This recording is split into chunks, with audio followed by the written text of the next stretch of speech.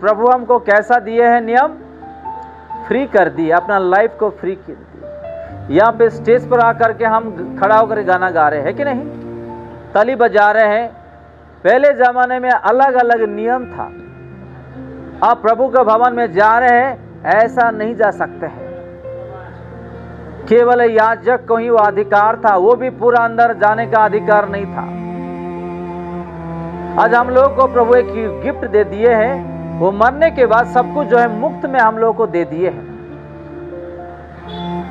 आज जो अपना जीवन में प्रभु को पाए हैं, कुछ जान पाए हैं, आज हम यहाँ आकर के जो आराधना करते, इस जगह पूरा प्रभु का स्थान है, पवित्र स्थान हो गया। हम खुला खुला आकर के यहाँ खड़ा हो, जहां भी साथ में भी कि किसी कोने में भी खड़ा होकर के आप प्रभु का आराधना कर पा रहे। मैं भी आकर के यहाँ पे वचन सुना पा रहा हूँ। हालेलुया। इससे पहले ऐसा नहीं, बहुत स्ट्रिक्ट था। वहां पे पवित्र लोग ही जाते थे, वो भी अंदर नहीं, उतने अंदर नहीं। आज हम अंदर के अंदर कहाँ जाना है, अपना इच्छा वहां जा रहे हैं। आज प्रभु ऐसा फ्री हमको कर दिया है, फिर भी आज हम फ्री होकर के प्रभु का आराधना नहीं कर पा रहे। में कितने बार आ रहे हैं हम लोग, बताओ? 5 बार। हालेलुया। देखो पहला का नियम देखो, अभी का नियम देखो। फिर भी आज किसी को जो है ध्यान नहीं है प्रभु में बढ़ना, प्रभु में जीना, प्रभु के राज्य के लिए भाग दौड़ी करना, मेहनत करना, इस चीजों में किसी को ध्यान नहीं है। प्रभु हमको फ्री कर दिए। कले से हमें जब जाते हैं, हम कहीं भी खड़ा होकर के प्रभु का आराधना कर पा रहे। पहले ऐसे नहीं था। पवित्र लोग वहां जाते थे, और यहाँ हम देख रहे कि साल में एक बार वहां जाते थे बलि चढ़ाने। पौलुस कैसा भाग दौड़ी कर रहे हैं प्रभु का सेवा के लिए, हम सीखे पौलुस से भी। वो गांव गांव जाते थे, प्रभु का समाचार सुनाते थे। उस जमाने के लोग ऐसा भाग दौड़ी करते थे। इस जमाने के लोगों को तो बहुत सारी सुविधा है। उस समय में कैसा जाते थे लोग? जहाजों पर, पैदल जाते थे। इस जमाने में हम कैसा जा रहे हैं, आप लोग बताइएगा?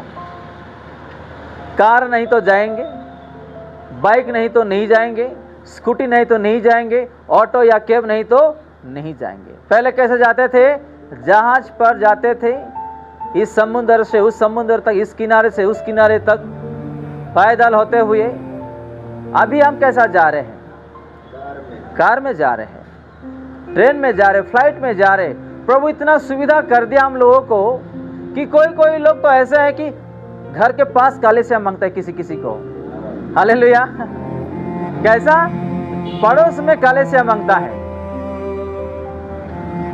घर के पास, क्योंकि अगर दूर जाएंगे तो क्या होने वाला? पैसे खर्च हो जाएगा, है कि नहीं? उसको पड़ोस में अगर है तो नहा लेंगे, जाके प्रार्थना करके आ जाएंगे, पैसे भी उसको नहीं लगने वाला। आज भी बहुत सारे लोग ऐसे हैं कि वहां तो दूर है, उतने दूर कौन जाएंगे, यहाँ तो हमारा पास है।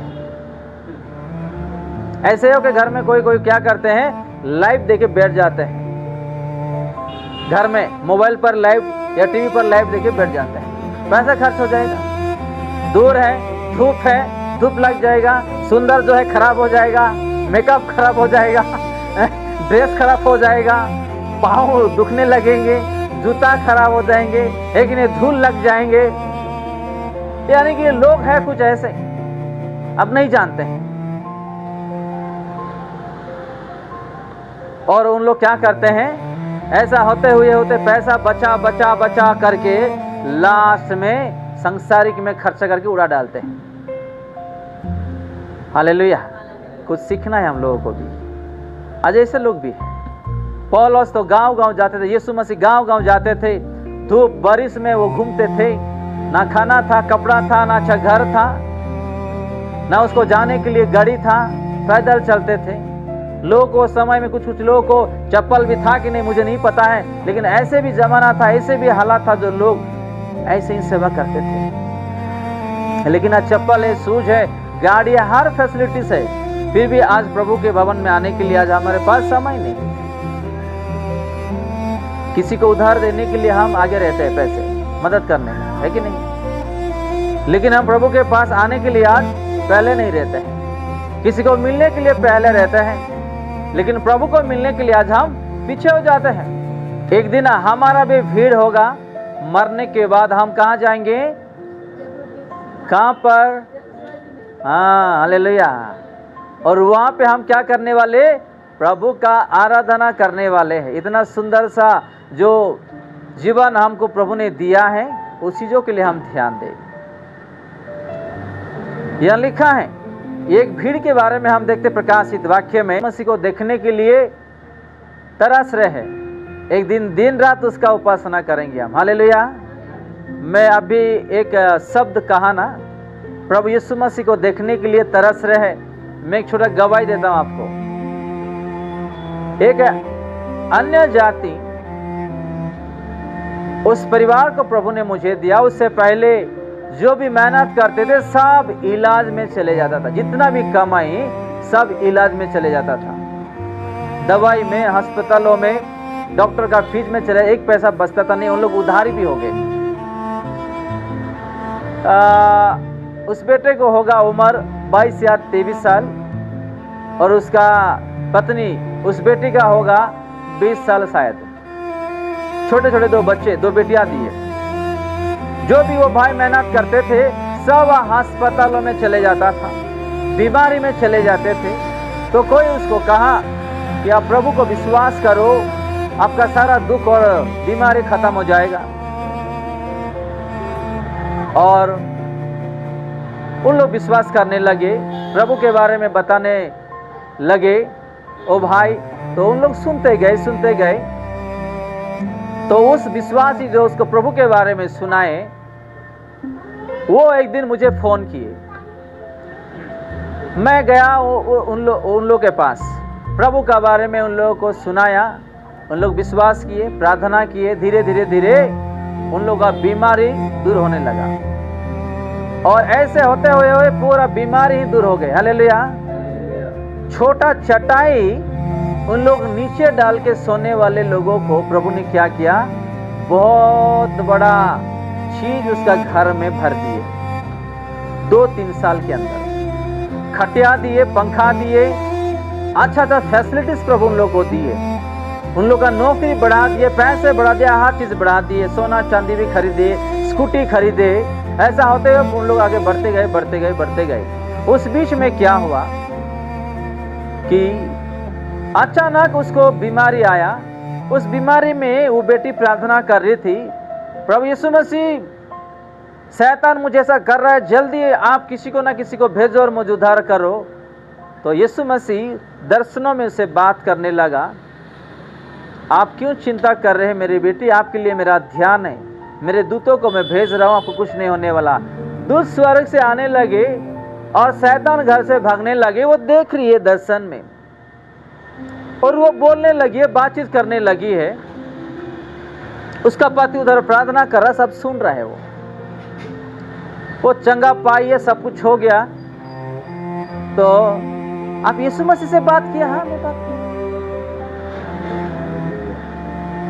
तो यीशु मसीह मेरे से क्यों बात नहीं कर रहे हैं? उन दोनों में बहस हुआ और वो बेटी मुझे एक बार फोन की कि मैं यीशु मसीह को देखा। मैं जब ऐसा हुआ तो दूतों को भेजा और मेरे घर के चारों तरफ जो शैतान ने मुझे बीमारी डाल के मुझे ऐसा कर रहे थे, भगा दिया है।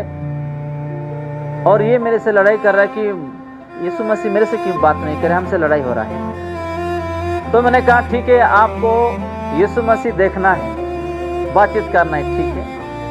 तो सुबह उठ पाएंगे, हम प्रार्थना करेंगे, हम थोड़ा कोशिश करेंगे, ठीक है। आप सच्चा दिल से उसको पुकारोगे तो यीशु मसीह जरूर आपको वो दिखाई देंगे। हालेलुया। तो आप 3 बजे अलार्म रखिएगा, मैं आपको 3 बजे उठाऊंगा। आप लोग अगर प्रार्थना करना चाहते हैं उतना सुबह आप अगर इजाज़त दे रहे हैं तो मैं आपको फ़ोन करूंगा, मिलके प्रार्थना करेंगे। तो ठीक है। मैं 2:30 बजे ही पहले उठ के उन लोगों को फ़ोन किया, उन लोगों ने नींद को ख़राब किया। रात को सुबह मैं एक दूसरे शहर में था, वो समय पर आंध्रा में था वो टाइम पर। उसको फोन किया, फोन उठाए तो जाओ पहले मुंह धो लो, बाद में आप प्रार्थना में बैठोगे, नींद आ करके वो उसमें नींद में प्रार्थना करोगे, नहीं होगा जाओ मुंह धो लो, थोड़ा पानी पियो, 1-2 राउंड ऐसे ही पैदल घूम के अपने रूम में ही आओ। ऐसा होने के बाद फिर हम लोग बैठे, प्रार्थना करने लगे, प्रार्थना सब हो गया है। वो बोलता है, यीशु मसीह प्रार्थना होने के बाद मेरे से दिखाई नहीं दे रहे। हालेलुया। आपको ये बात समझ में? यीशु मसीह मुझे क्यों दिखाई नहीं दे रहे, मेरे पत्नी को क्यों दिखाई दिए? इतना आसान नहीं है यीशु मसीह को देखना। हालेलुया। मत्ती में हम देखते हैं जिसका हृदय साफ सुथरा है, शुद्ध है, ऐसे लोगों को प्रभु दिखाई देते हैं। हालेलुया। तो यहाँ पे हम देखते हैं वचनों में कि एक दिन उसके सामने जा करके हम क्या करने वाले, आराधना करने वाले हैं, प्रार्थना करने वाले। वो हमारे सामने वो रहेंगे, हम उसको देख पाएंगे। आज यहाँ पे देख नहीं पा रहे हैं। तो ऐसे चीजों में हमारा मन लगना चाहिए, ऐसे चीजों में हमारा ध्यान देना चाहिए। आज हमारा ध्यान कहाँ पर है? लोग जो आज उपवास कर रहे, प्रार्थना कि मैं यीशु मसीह को देखूं, उसका आवाज सुनूं, दर्शन तो देख पाओ, देख नहीं पा रहे हैं। लेकिन प्रभु यीशु मसीह का वचन में हम देखते स्वयं एक दिन हम उसके सामने खड़ा होकर के उसका उपासना करेंगे। हालेलुया।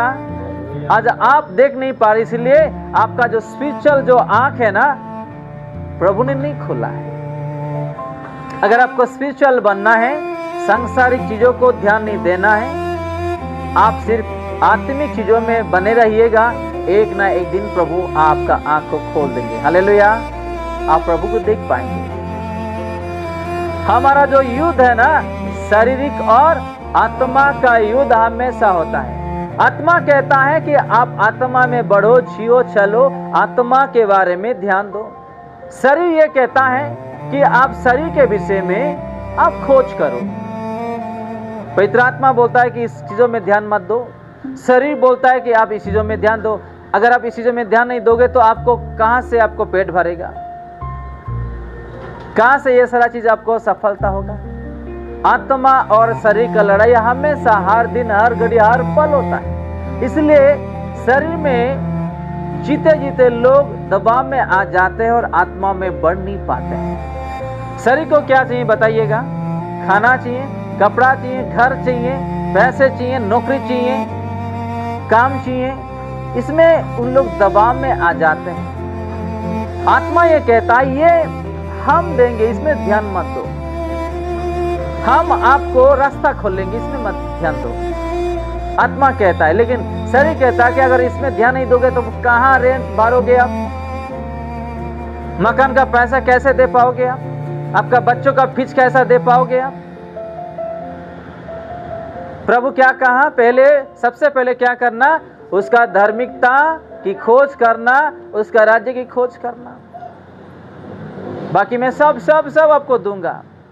पहले इस 2 चीजों को छोड़ करके हम पहले शारीरिक चीजों को अगर हम सोचेंगे, ढूंढेंगे तो कैसा प्रभु आप लोगों को आशीर्वाद करेंगे। देखो हम प्रभु के वचनों में देखते एक दिन हम क्या करने वाले, उसके सामने जा करके उपासना करेंगे दिन रात।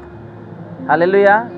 आज दिन रात शरीर के लिए, परिवार के लिए, बच्चों के लिए, पति पत्नी के लिए, घर चलाने के लिए आज हम दिन रात मेहनत कर रहे हैं। लेकिन एक दिन रात उसके सामने होंगे हम और उसका उपासना करेंगे हम। हालेलुया। आज हमको कोई दुख दे के भाग गया, रुला के भाग गया, धोखा दे के भाग गया, थोड़ी देर के लिए, थोड़ी देर के लिए, लेकिन वहां पे कोई आपको दुख दे करके भागने वाले लोग कोई नहीं दिखाई देंगे। हालेलुया। वहां पे स्वयं प्रभु आपके साथ रहेंगे। आमीन। प्रभु स्वयं आपके साथ रहेंगे। आपको कोई शैतान आके दुख नहीं दे सकता है, कोई इंसान आपको दुख नहीं दे सकता है, या आपको वहाँ पे रोजी रोटी के लिए भागना नहीं पड़ता है, आपको बीमारी नहीं आने वाला, आपको गाली कोई नहीं देने वाले, आपको रात दिन वहाँ दिखाई नहीं देंगे। सिर्फ प्रभु का वो उपस्थिति, उसका उज्ज्वल जो है आपके जीवन में भरा हुआ रहेगा। हालेलुया। ये चीज के लिए हम ध्यान देना है, ये चीजों के लिए आज हम ध्यान नहीं दे रहे। आज हम देखे हैं कि सच्चाई और आत्मा में होते हुए प्रभु का क्या करना, आराधना करना, सेवा करना, प्रार्थना करना, जीवन जीना, यह है वचन आज का। ये छोटी सी वचन प्रभु यीशु मसीह हम सबको आशीष दे। आमीन।